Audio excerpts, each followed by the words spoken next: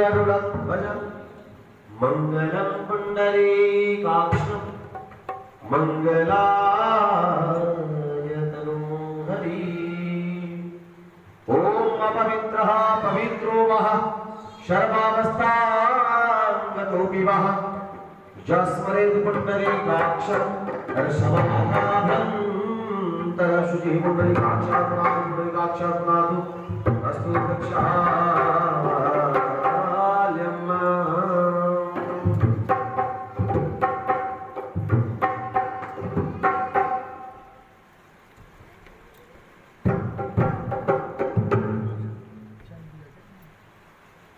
महाराज अपने हाथ से दीपक को प्रज्वलित कराएं।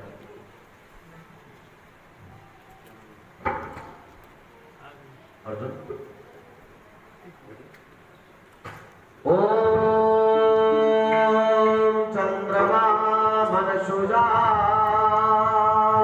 चक्षुः सूर्योदयता सूर्यादवायुष्य प्राणस मुखारग्निरदायत बुद्धिपदी परूपस्थं अकर्मसाक्षी अभिज्ञो यावत् कर्म समाप्ति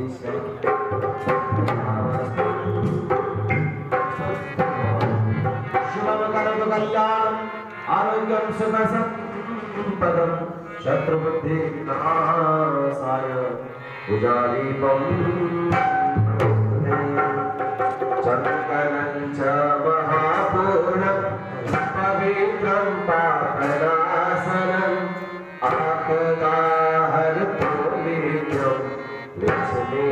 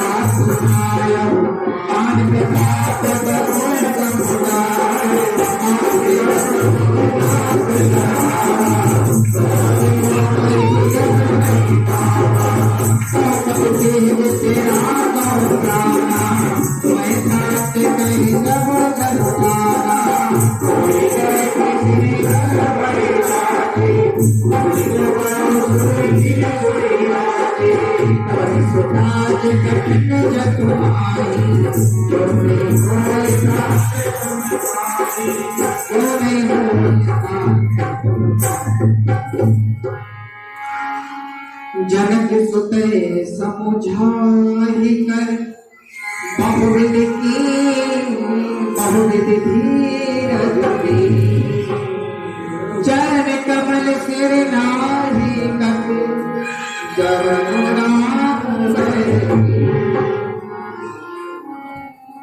चलती महाधुनि गहरिया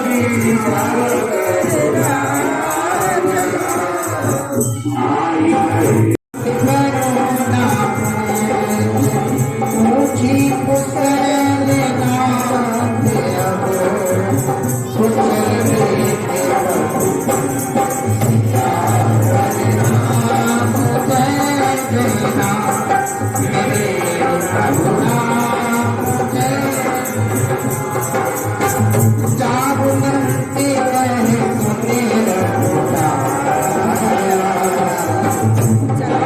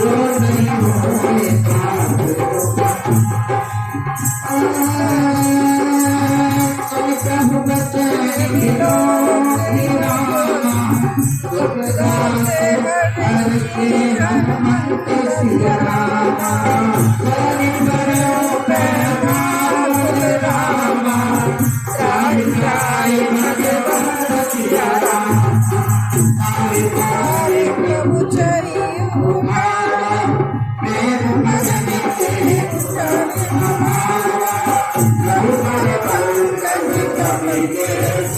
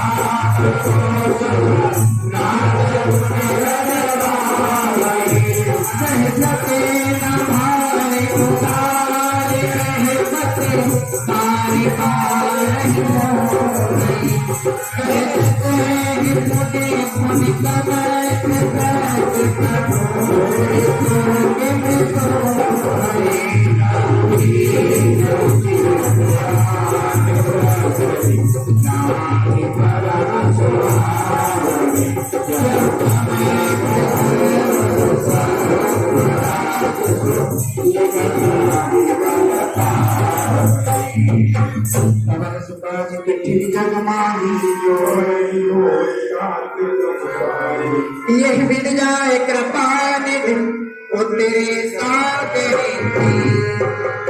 जह तहलागे खाने फले आलू कदे कबूरे उहाँ निशाचर नहीं सक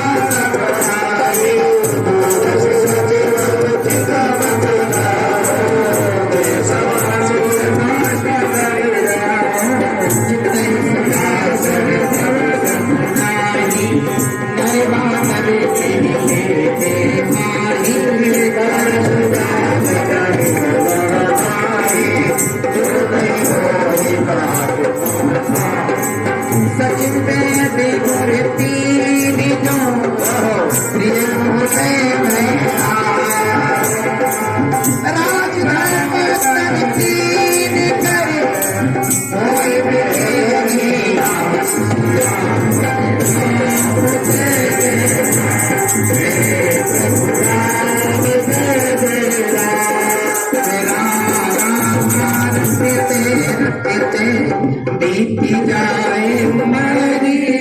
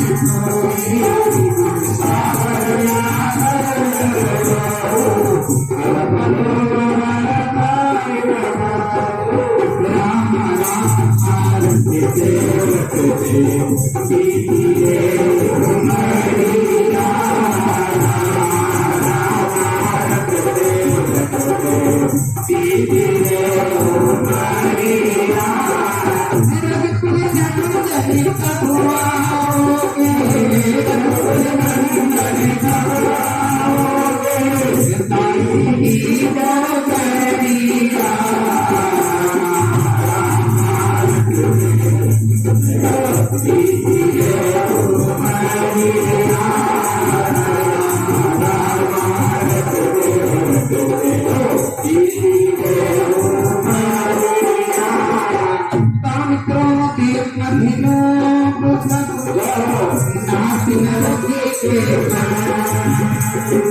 सब पर हरि रघुबीर भजऊ भजन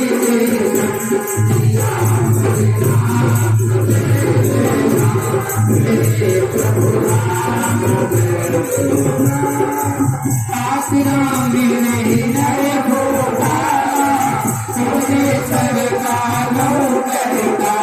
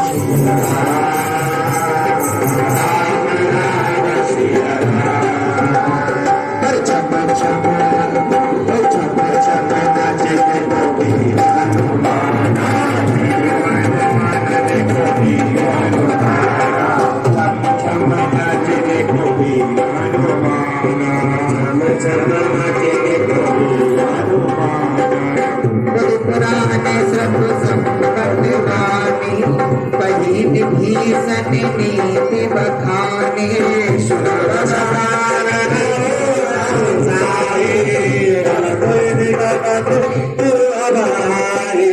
जिस सदा शक्ति मोरे जीवा पर पंच मोरे कोई भावा कासिन भला सब जगवाए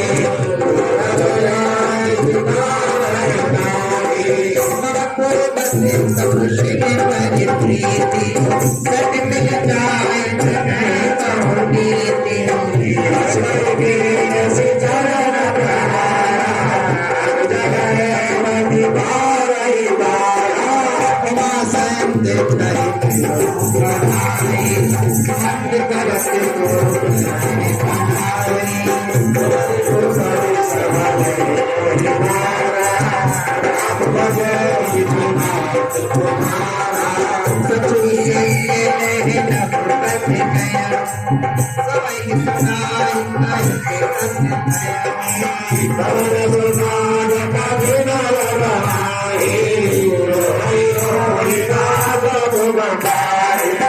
राम सत्य शंकर प्रभु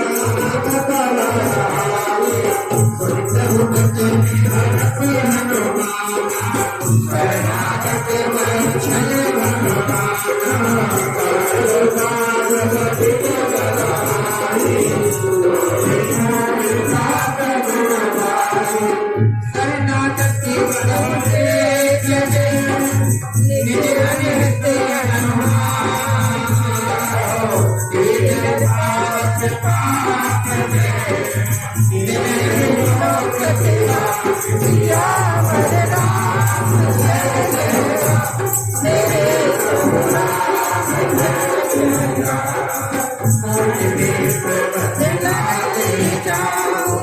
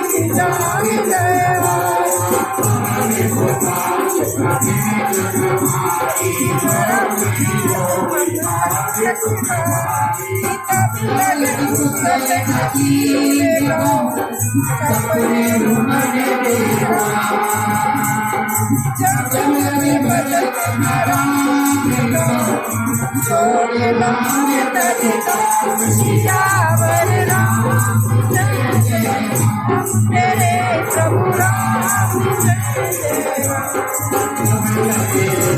बसत कलना लोग मोए आचर सब लगे उर गायक कटिवादा ममता करुणी अधुराई गान देश अनुपुर सुखदाई तब लगी बसत दीन बनाई जब लगे प्रभु प्रताप रविनाई अब मैं कुशल देती राम पद कमल तुम्हारे जपाल जा पर अनुकूला ताई जाप देवत बद सूला चरे अति अलग सुआ सुया चरण कहीं जा सुआ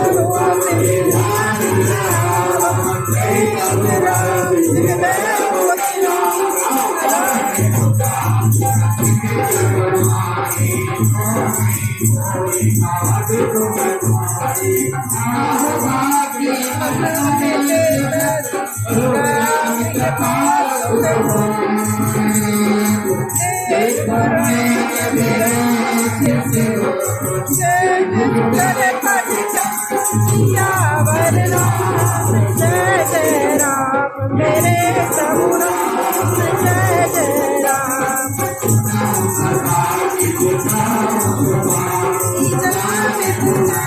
श्याम चराचर रोई आवे सब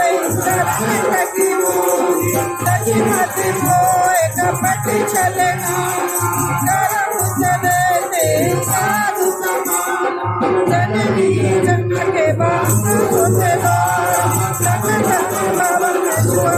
परिवार सबके ममता तारी बटोरी मम पद माने पावरी डोरी समदर करुणा हर शिशोक असुर मम और पत्र से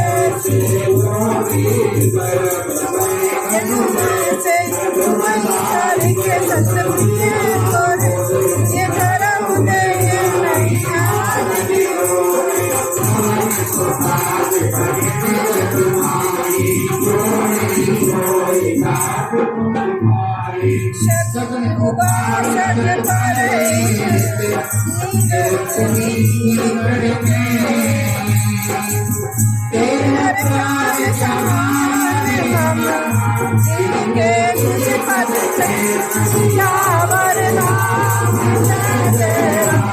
मेरे प्रभु राम जय जय राम सकल गुण तोरे साधे तुम्हें अति किया मोर राम वचन सुनि बानर दूत सकल के कृपा बरू सुनत कवि संग प्रभु के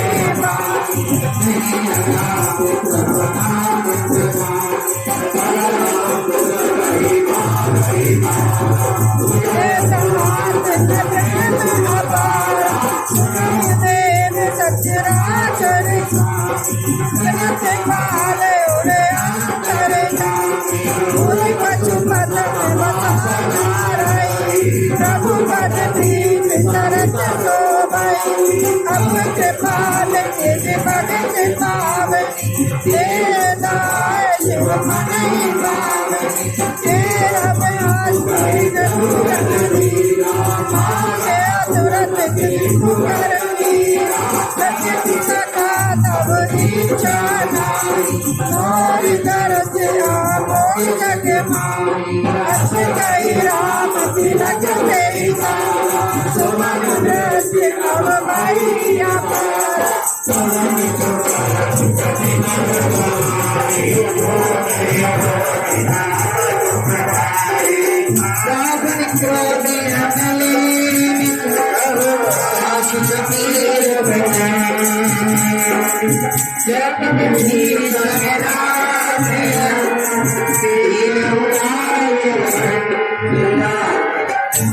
संपत्ति से भरा लीन तुझे दसमार सोई संपदा विधि सतगुरु मेरा दिया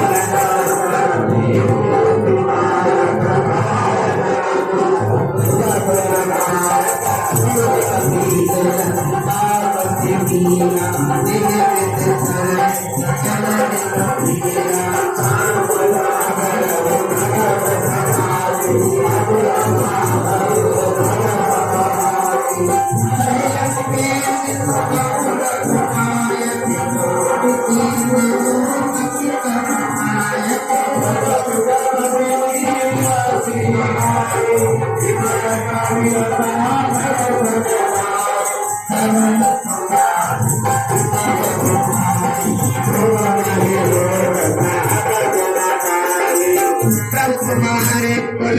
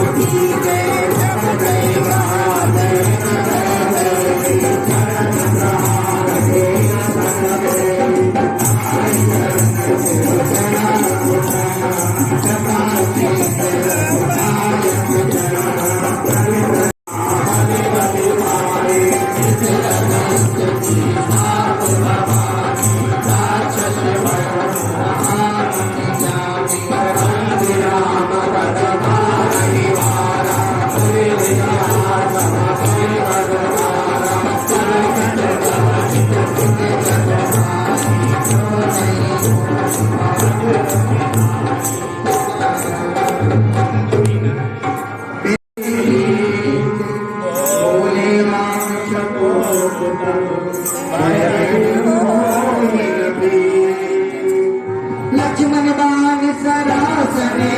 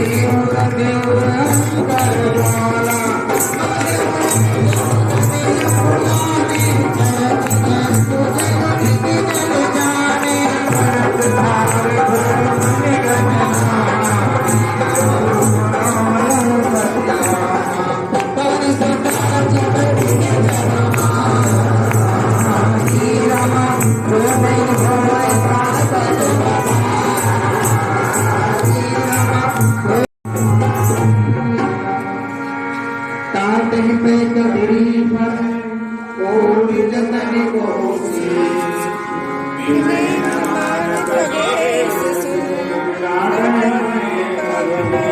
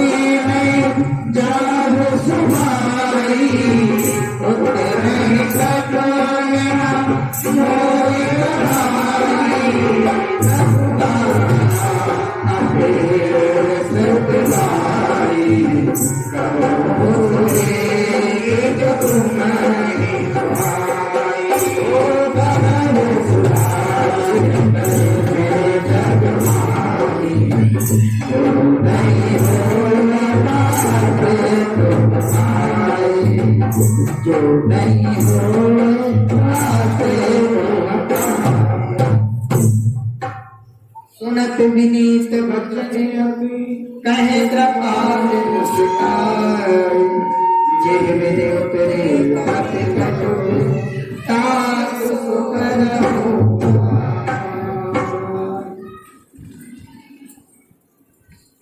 सभी लोग तालियों का साथ देने बड़े प्रेम के साथ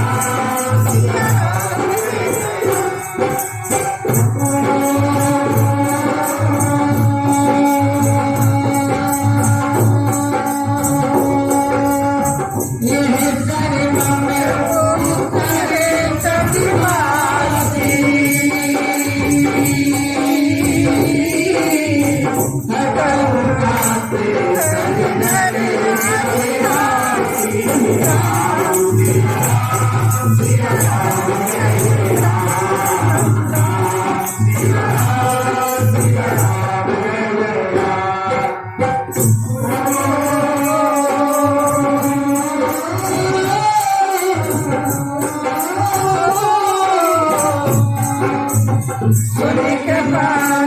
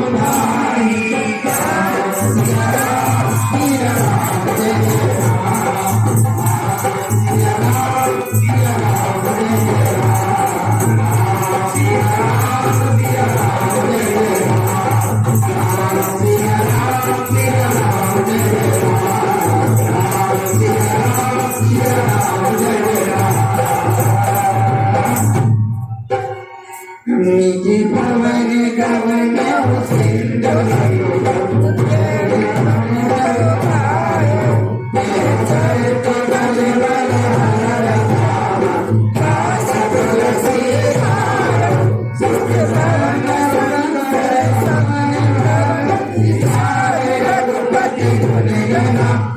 सकल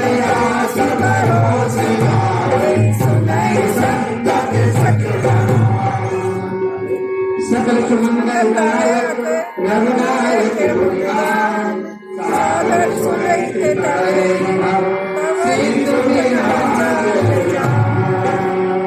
राम राम जय जय की जय मेरे प्रभु रामचंद्र की जय।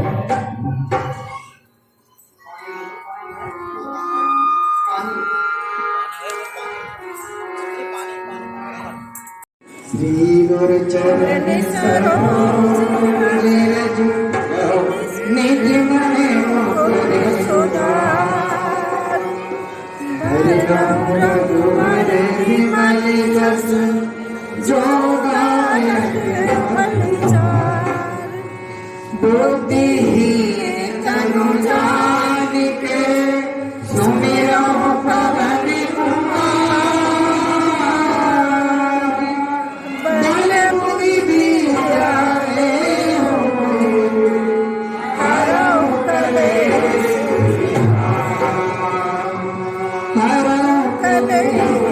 विकार हमारे राम जी से राम राम कहियोगी हनुमान हमारे राम जी से राम राम कहियोगी हनुमान हमारे राम जी से राम राम कहियोगी हनुमान कहियोगी हनुमान कहियोगी हनुमान कहियोगी हनुमान कहियोगी हनुमान हमारे राम जी से राम राम कहियोगी हनुमान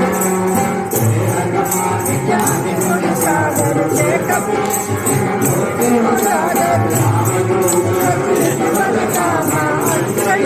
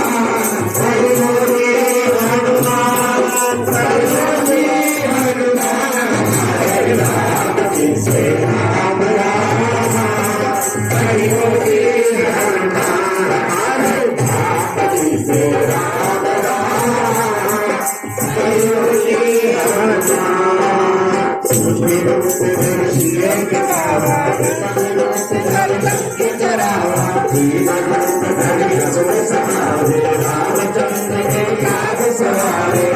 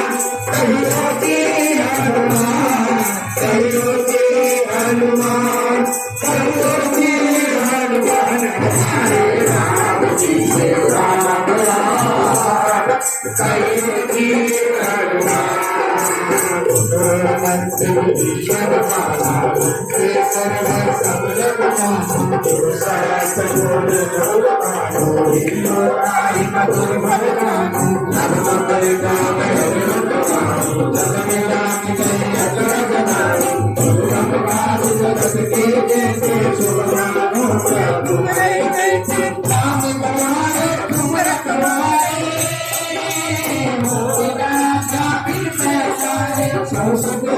तुम्हारी जब मैं जगता हूँ आपन तेज समारो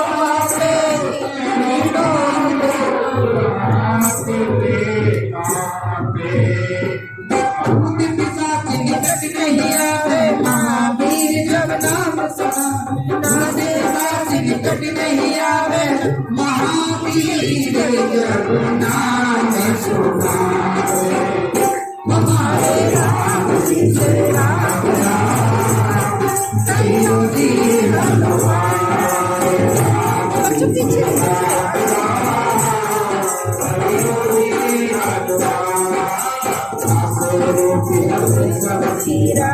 निरंतर मत दिया शंकर तेरा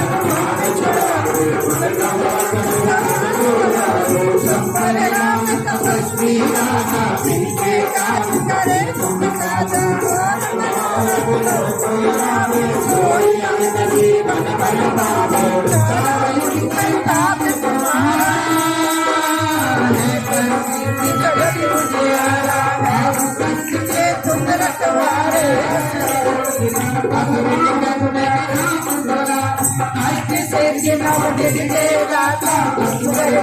जानकी माता राम रसायन तुम्हारे पासा सदा हो रघुपति के दासा हमारे राम जी राम राम कहियो जी हनुमान कहियो जी हनुमान कहियो जी हनुमान कहियो जी हनुमान कहियो जी हनुमान हमारे राम जी से राम राम कहियो जी हनुमान मेरे भजन राम को पावे सुख बिसरावे अंतकाल हर भर जाए नाचन भक्त कहाई और देवता कीर्तन करे सत्संग करे संकट कटे कटे सब वीरा जो सुने वीरा जय जय हनुमान गोसाई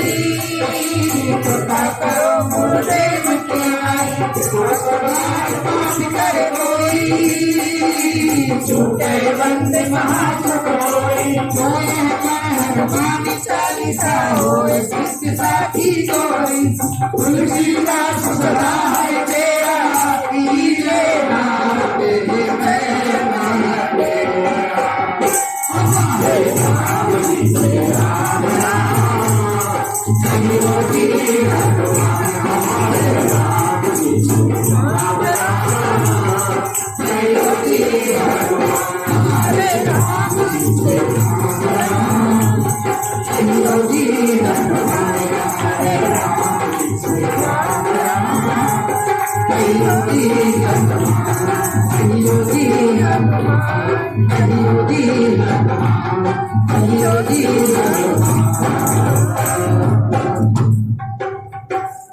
पवन तनय संकट हरण मंगल मूर्ति राम लखन सीता सहित हृदय बसो सियावर रामचंद्र की जय पवन सुत हनुमान की जय। बतलाया है आज की जो पावन रात होती है, चंद्रमा की रोशनी होती है,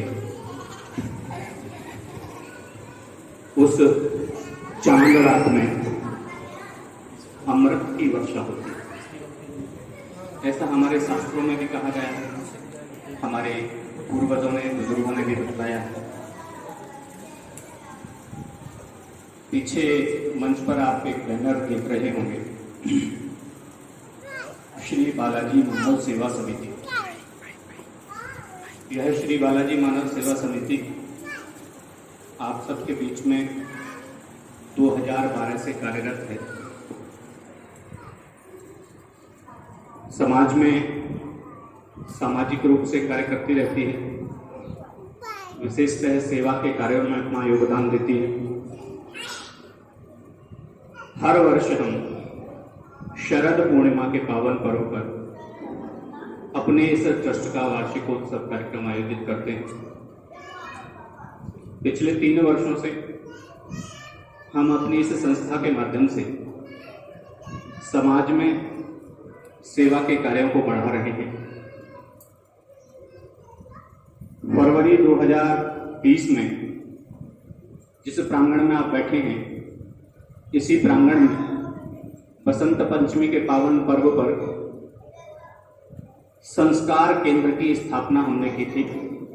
इसी विद्यालय में बाहर एक कमरा है, वहां पर संस्कार केंद्र का अवलोकन और हमने वहां प्रारंभ किया था। प्रयास किया था कि इस संस्कार केंद्र के माध्यम से सनातन संस्कृति और सनातन समाज के बीच में जिस प्रकार से पाश्चात्य संस्कृति का उद्गम हो रहा है, पश्चिमी सभ्यता और पाश्चात्य वातावरण हमारे समाज के नौजवान बच्चों के अंदर, युवा पीढ़ी के अंदर जिस प्रकार से तेज गति के साथ प्रवाह कर रहा है, उस तेज गति के प्रवाह को दिशा देने के लिए और सनातन संस्कार और संस्कृति की तरफ मोड़ने के लिए संस्कार केंद्र का हमने शुभारंभ किया था। वह बसंत पंचमी फरवरी माह में पड़ी थी 2020 में, और मार्च 2020 से कोरोना का एक जो बहुत बड़ा वैश्विक महामारी जिससे हम सब त्रस्त हुए, जब प्रथम कोरोना महामारी का स्वरूप आया, 25 मार्च को भारत के अंदर लॉकडाउन किया गया और वह लॉकडाउन 18 मई तक चला। 18 मई को कुछ ढीलें उस लॉकडाउन में दी गई और देश पुनः अपनी गति की तरफ लौट रहा था। लेकिन कोरोना का विश्व में इतना बड़ा प्रचंड रूप था कि भारत के अंदर भी 4 लाख से ऊपर प्रतिदिन केस कोरोना से पॉजिटिव लोगों के आ रहे थे। उस कालखंड में भी हमारी संस्था के माध्यम से जितना सहयोग हो सकता था, हमारी संस्था के माननीय अध्यक्ष श्रीमान ओम प्रकाश अग्रवाल जी हमारे बीच में उपस्थित हैं। उन्हीं के इस प्रांगण में हम सब लोग इस बाबा के इस सुंदरकांड का कार्यक्रम कर रहे हैं। उन्होंने इसी स्वर्णनगरी में एक सेवा का काम प्रारंभ किया था। प्रतिदिन 500 से 600 लोगों को भोजन वह कराते थे प्रतिदिन, और जितना कोरोना कालखंड चला था उनकी वह सेवा निरंतर अपनी 500 से 6 लोगों की प्रतिदिन भोजन कराने की चलती रही।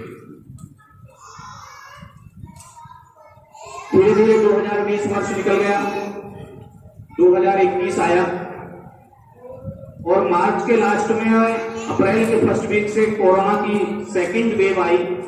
दूसरी लहर जब आई तो पहली लहर में हम सब लोग ये जानते हैं, महसूस करते हैं कि सामान्यतः हमारे घर परिवार, समाज, रिश्तेदार, उनके संपर्क में कोरोना के कोई विशेष केस हमके ध्यान में नहीं आते थे।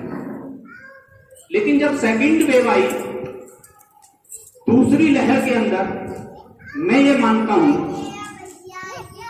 विश्व की तो विश्व बताएगा, लेकिन भारत के अंदर 90% परिवार कोरोना से प्रभावित हुए। 10% ऐसे परिवार हो सकते हैं जो कोरोना से बच गए, लेकिन 90% परिवार ऐसे कोरोना से प्रभावित हुए। मैं भी स्वयं कोरोना पॉजिटिव हुआ। हमारे बीच में बहुत सारे लोग बैठे हैं जो सेकंड वेव में कोरोना से ग्रस्त हुए, और उस सेकंड वेव ने हमने अपने बहुत सारे ऐसे परिवार के लोगों को, समाज के लोगों को, रिश्तेदारों को, संपर्क के लोगों को कोरोना की उस शाही गंवा दिया। मैं जब वो कोरोना पॉजिटिव था, अप्रैल माह में कोरोना पॉजिटिव हुआ था, बहुत बड़ा उस समय कोरोना का एक प्रचंड रूप था। मेरे पास अनेकों फोन आते थे, हॉस्पिटलों में व्यवस्थाएं नहीं, लोगों को भोजन प्राप्त नहीं हो रहा। इसी समाज के अंदर कुछ ऐसे लोग थे जो ऑक्सीजन की ब्लैकमेलिंग कर रहे थे और उनकी उस दुर्दशा के कारण समाज संघर्ष हुआ। बहुत सारे ऐसे लोगों के मेरे पास फोन आए जिनके परिवार विदेशों में रहते हैं, उनके माता पिता यहां रहते हैं, तो वहां से फोन करके संपर्क कर रहे थे कि भाई साहब कैसे ही करके हॉस्पिटल में हमारे फादर की एज 87 ईयर्स है, कहीं व्यवस्था करा दीजिए, कैसे ही उनको एडमिट करा दीजिए। केवल एक दर्द भरी घटना आपके साथ साझा करना चाहता हूं। यूएस से मेरे पास फोन आया, सेक्टर 41 में एक परिवार रहते हैं, उनकी उम्र 73 वर्ष। उनकी बेटी का यूएस से मेरे पास फोन आया, सुप्रीम कोर्ट में एक अधिवक्ता है, उनके वो जानकार थे, उन्होंने मेरा नंबर उनको भेजा और उन्होंने कहा कि कैसे ही करके आप उनको एडमिट करा दें। मैंने अनेकों प्रयास किए, प्रकाश हॉस्पिटल, कैलाश हॉस्पिटल, जितने भी हॉस्पिटल थे सब में संपर्क किया, सब में बातचीत की, लेकिन कहीं भी उनके लिए बेड उपलब्ध नहीं हुआ। फिर मैंने सीएमओ से बात की, जिलाधिकारी से बात की, तो उनका सरकारी वेबसाइट पर रजिस्ट्रेशन कराया और निवेदन किया है सीएमओ साहब से कि आप कैसे करके उनको एम्बुलेंस भेज दीजिए, सरकारी हॉस्पिटल बुला लीजिए और वहां से घंटे 2 घंटे 3 घंटे में जैसे ही व्यवस्था हो जाए उनको किसी प्राइवेट हॉस्पिटल में या सरकारी हॉस्पिटल में आप एडमिट कराएं। सीएमओ साहब ने बहुत मदद की, एम्बुलेंस भेजी, एम्बुलेंस गई सेक्टर 41 में। और यूएस से फिर मेरे पास फोन आया उस बहन का, और उस समय मैं बहुत ज्यादा पीड़ित था, मैं आवाज भी मेरी नहीं निकल रही थी, तो उसने मुझसे कहा फोन पर रोते हुए, भैया पापा चले गए। ऐसा दर्द जब उभरा, डॉक्टर्स के जो वहां कंपाउंडर उस एम्बुलेंस को लेकर गए थे, उनके हाथों में उन बुजुर्ग ने अपना दम तोड़ा। 2 दिन बाद उस बहन के भाई और माता दोनों पॉजिटिव हो गए और उनकी ऑक्सीजन लेवल 35 और 40 के आसपास। उनकी भी व्यवस्था जैसे प्रभु ने की व्यवस्था ही की, उनके भाई को फरीदाबाद में एडमिट कराया। केवल मेरा बताने का भाव यह था कि इस सेकंड वेव में हम सब लोग कोरोना से बहुत बुरी तरीके से प्रभावित होंगे। जब मैं कोरोना से निकलकर बाहर आया, नेगेटिव हुआ, अब मई के फर्स्ट वीक में मैं ठीक हुआ, तो मेरे मन में एक भाव आया, समस्त विश्व इस कोरोना से प्रभावित है और इस कोरोना के लिए हमको कुछ ऐसा सनातन पद्धति के आधार पर काम करना चाहिए, कार्य करना चाहिए, जिससे कि समस्त विश्व को, भारतवर्ष को उसका लाभ मिले। मेरे मन में भाव जागृत हुआ कि हमको 41 दिन का संकट मोचन महायज्ञ का आयोजन करना चाहिए।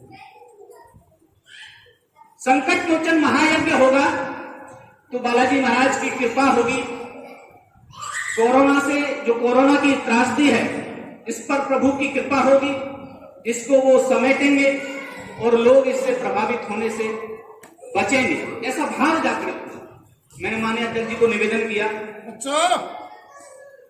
माननीय अध्यक्ष जी मेरे मन में ऐसा भाव है कि हम 41 दिन का संकट मोचन महायज्ञ करना चाहते हैं।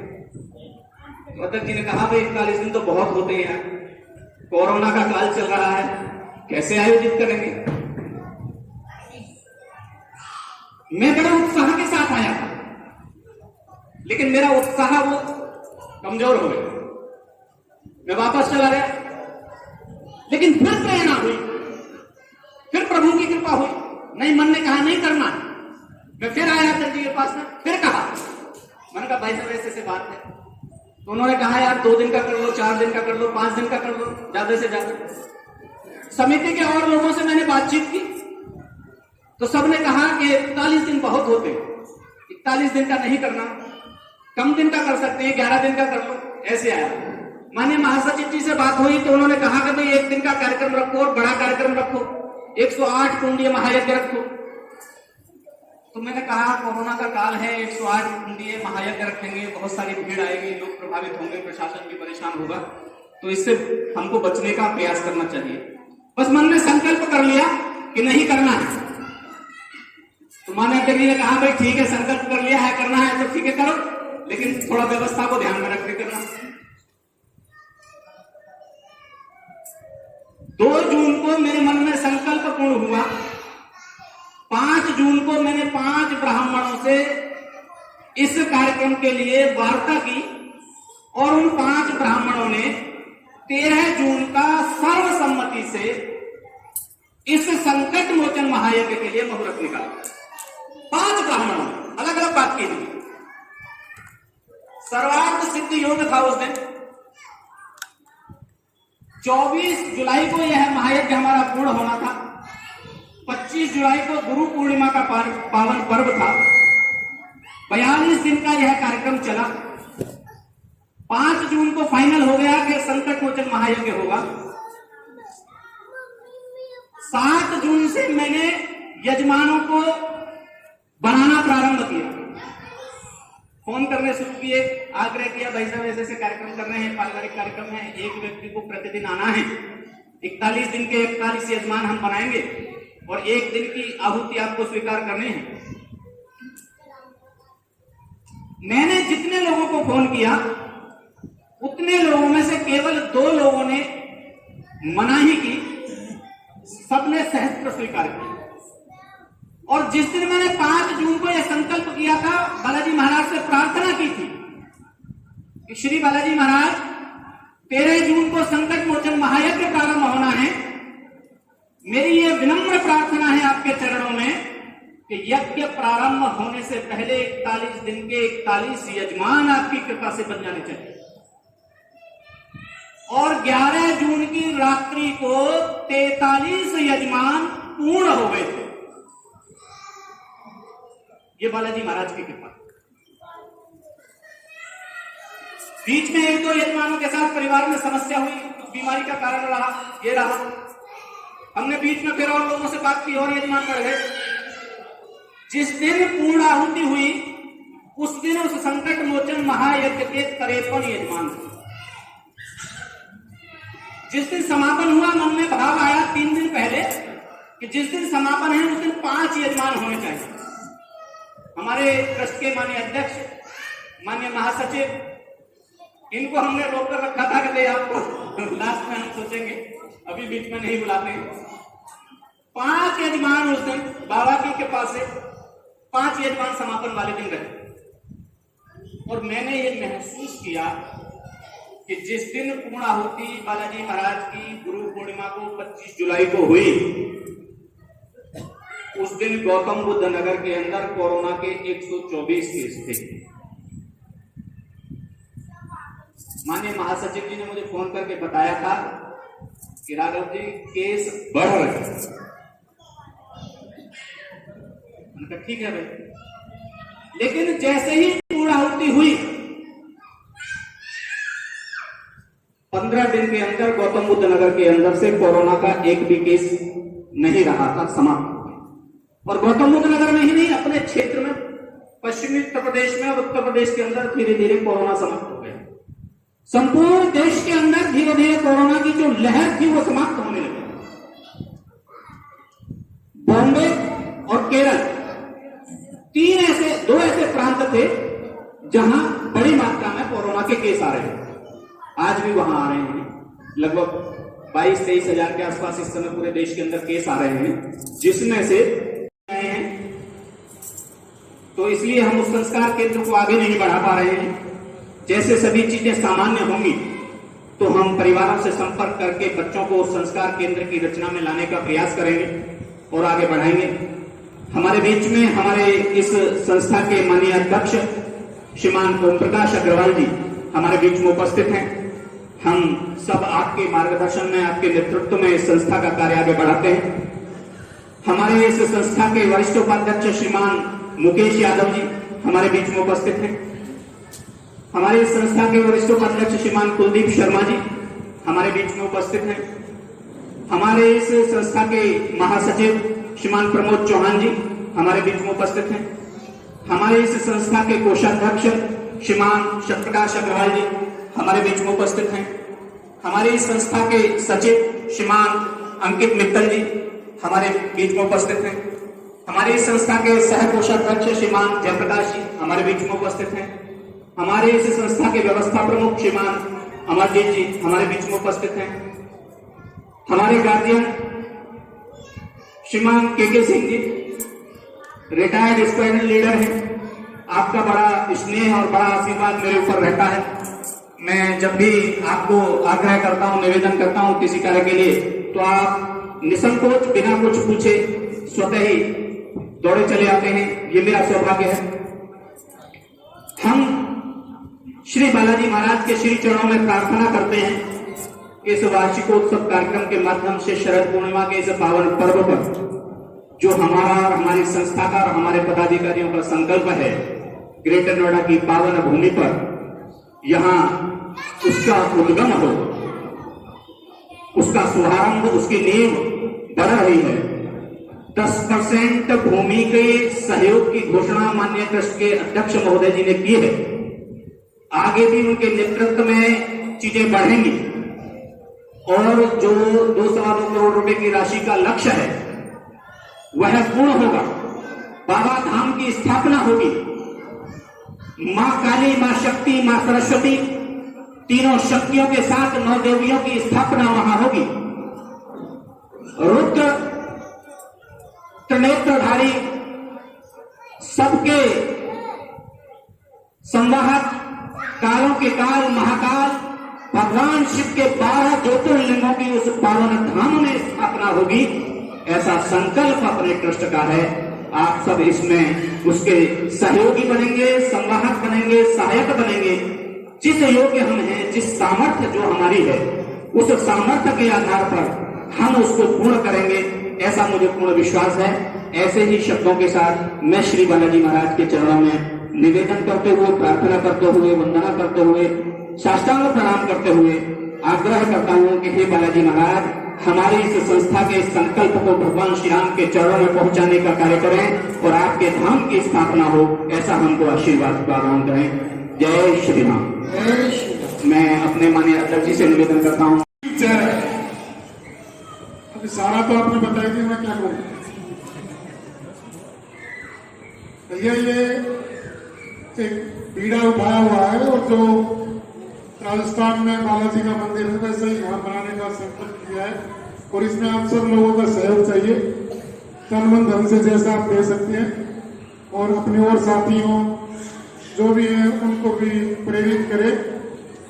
ये जमीन काफी नजदीकी है, यही बिल्कुल जो अथॉरिटी है, अथॉरिटी के साथ में जैतपुर गांव है, उसके इधर ये 7.5 बीघा जमीन और भी है वहाँ तालाब की, और एक बड़ा तालाब भी है वहाँ का भी अच्छा बन सकता है। देख के आए थे तो ये जमीन खरीद के हम इसको बनाना चाहते हैं और सब लोगों को उसका लाभ मिलेगा, तो काफी अच्छी शुरुआत है। और भैया ने बताया कि 9 देवियों के अच्छे मंदिर होंगे, 12 ज्योतिर्लिंग भी होंगे और तीनों बालाजी के मंदिर भी वहाँ होंगे।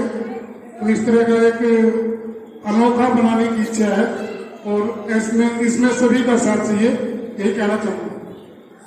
बोल बालाजी महाराज की जय।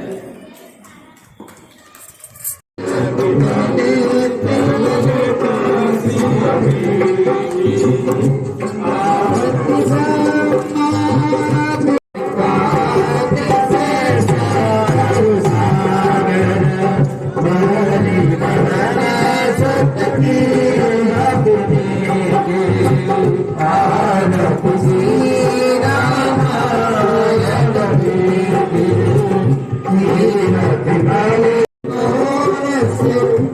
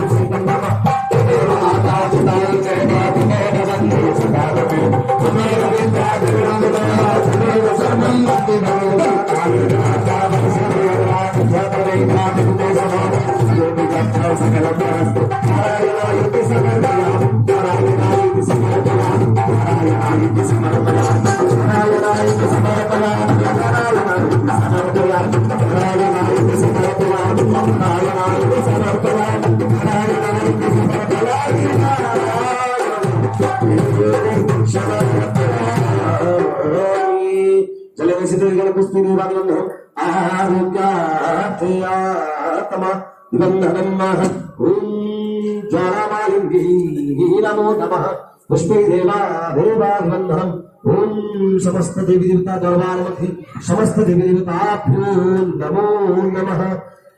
पवित्र आरती लेके सभी अपने माथा पे लगाते हुए लगाइए और सभी लोग हाथ जोड़कर वही खड़े होकर भगवान से सभी लोग प्रार्थना करें। आज हमारी पवित्र शरद पूर्णिमा पर जो भी हम पूजन पाठ कीर्तन जो भी किए, हमारी मंत्र में पूजन में पाठ में किसी प्रकार कोई त्रुटि हो, आज की आनंद की जय हो। अधर्म का प्राणियों ने गो माता की भारत माता की जय जय श्री राधे श्याम की जय।